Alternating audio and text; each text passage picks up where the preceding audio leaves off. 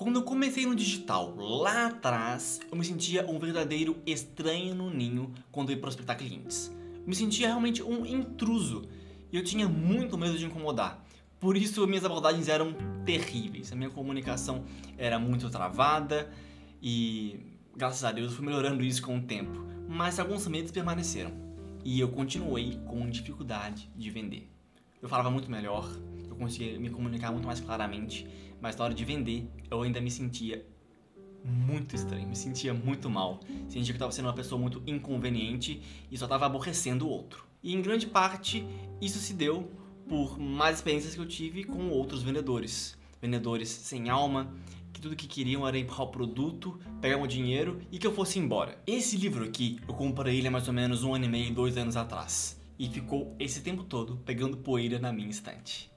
Acabou que eu não precisei lê-lo porque eu fiz uma mudança de carreira e comecei a trabalhar com edição de vídeo. Então, minha preocupação já não era mais prospectar clientes, ir atrás. Eu já estava em uma empresa, estava com outra mentalidade, mas ele ficou parado na estante e tive a oportunidade de lê-lo aproximadamente 1 mês atrás, quando eu queria retomar o hábito de leitura.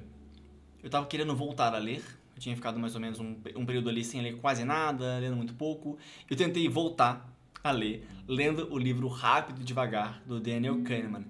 O livro é um calhamaço e é muito técnico. Eu não passei da 3ª página dele e pensei, tem que pegar algo mais simples. Então, eu fui num livro que segue a mesma linha do livro Como Fazer Amigos e Influenciar Pessoas. E meus amigos, eu não sabia que esse livro era tão bom. Se eu soubesse, eu teria lido ele há muito, muito tempo. Esse livro aqui é muito simples, prático e envolvente. Ele é muito convidativo. Parece que a cada página que você lê, ele te convida para ler a próxima. Aquele capítulo que você termina, ele te convida a não parar de ler e continuar. Lê mais um pouquinho, passa essa página, aprende mais isso. Ele é realmente um livro muito bom e muito simples. Imagine o Como Fazer Amigos e Influenciar Pessoas, só que totalmente voltado para vendas. É isso daqui. É importante dizer que esse livro não foi escrito pelo Dale Carnegie. Foi escrito pela Dale Carnegie e Associados, que é basicamente a empresa dele. São os sucessores dele, as pessoas que dão continuidade ao seu legado. Porque quando esse livro foi escrito, Dale Carnegie já havia falecido há um bom tempo. Mas isso não foi um problema, porque esse livro aqui é tão fácil de ler quanto o do próprio autor. Talvez o aprendizado mais importante que eu tirei do livro foi a diferença do vendedor chato para o bom vendedor. E isso acontece logo nas primeiras páginas. Bem no comecinho, ele já exorciza aquele espírito do vendedor sem alma que a gente falou no começo aqui do vídeo. Ele mostra que o vendedor chato é o vendedor que está empurrando o produto para o cliente. E o bom vendedor é o vendedor que está ali intermediando, ele está ali no meio entre o produto e o cliente. Ele vai entender se o cliente realmente precisa do produto. Ele vai estar na posição de um conselheiro. Ele vai entender o que o cliente quer e vai ver se consegue ajudar. Se não conseguir, não vai tentar forçar a venda. E assim é até melhor. Porque se ele força a venda e é um produto que o cliente não precisa ou que não quer ou que vai mais atrapalhar do que ajudar, o cliente depois não volta.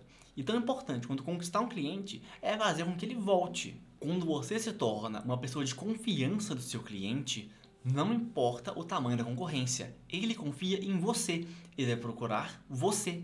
E à medida que eu fui avançando no livro, eu também me deparei com um ponto muito interessante, que eu assimilei com algo que muitas pessoas falam em cursos de marketing e eu não concordo, que é sobre automações e mensagens em massa. Isso é uma coisa que favorece apenas o vendedor. Isso é coisa de quem prioriza a quantidade ao invés da qualidade. Ao invés de produzir uma mensagem bacana, uma coisa que realmente se preocupa com o cliente, talvez uma mensagem personalizada para cada cliente, a pessoa envia a mesma mensagem para todo mundo, como se não importasse quem está recebendo a mensagem. Ela só quer ali talvez ter a chance de receber uma resposta e talvez ele falar do produto dela. Então, uma abordagem com mensagem pronta pode mais atrapalhar do que ajudar a sua vida. O spam é um verdadeiro destruidor de reputações.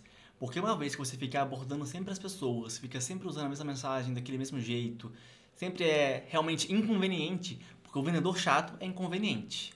O bom vendedor é um bom conselheiro. Então, quando você é sempre inconveniente, você está ali no momento que a pessoa não precisa de você, tentando empurrar um produto para ela, você realmente está prejudicando a imagem da sua empresa.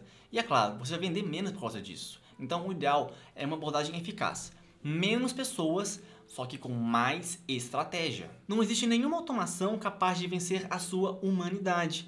Porque se você trata bem o cliente, é humano com ele, não trata como se fosse apenas mais um, e para ele você é um conselheiro de confiança, não importa. Não tem IA, não tem máquina que vai fazer você ser substituído. Inteligências artificiais, internet, todas essas ferramentas sim vieram para ficar. Mas nada substitui o bom olho no olho. É muito bom você estar conversando com outro ser humano e se entender com ele. Um outro insight muito importante, ainda falando de abordagem e venda. Não adianta tentar abordar quem não é o seu cliente ideal. Você tem que abordar pessoas que você vai conseguir resolver o problema. Pense em um médico. Se a pessoa chega para ele com um problema que ele não resolve, o que ele faz? Ele vai encaminhar para outro médico, porque se ele der uma solução ali, ele pode estar colocando a vida da pessoa em risco.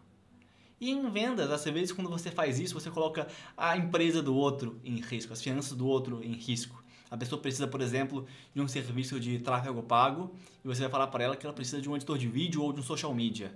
Sendo que, na verdade, ela precisa de uma entrada de clientes. Ela precisa melhorar aquilo ali. Então, de imediato, ela precisa de botar clientes para dentro, não de dar uma floreada no próprio perfil da empresa. Então, é muito importante você realmente focar em pessoas que têm um problema que você resolve. Tentar vender para todo mundo é uma receita de frustração, porque o tanto de não que você vai receber e respostas que você não vai ter não está escrito. Isso eu digo por experiência própria. Eu já usei automação, já usei disparo em massa e tudo que eu sentia, além do incômodo, era que não estava dando certo. Eu não recebia respostas, não conseguia conversar com as pessoas direito, não tinha uma boa conversa e nada avançava. Um ponto bem legal que esse livro me fez pensar é sobre a analogia do casamento. Muita gente por aí fala que vender é igual pedir alguém em casamento. Você não faz do nada. Você não chega para um desconhecido na balada e pede em casamento. Da mesma forma, você não chega para um desconhecido e do nada oferece seu produto. Você desenvolve isso. Se trata de etapas de um relacionamento. Mas ainda assim, muita gente insiste em pular etapas e se comporta como se estivesse apenas em busca de uma ficada.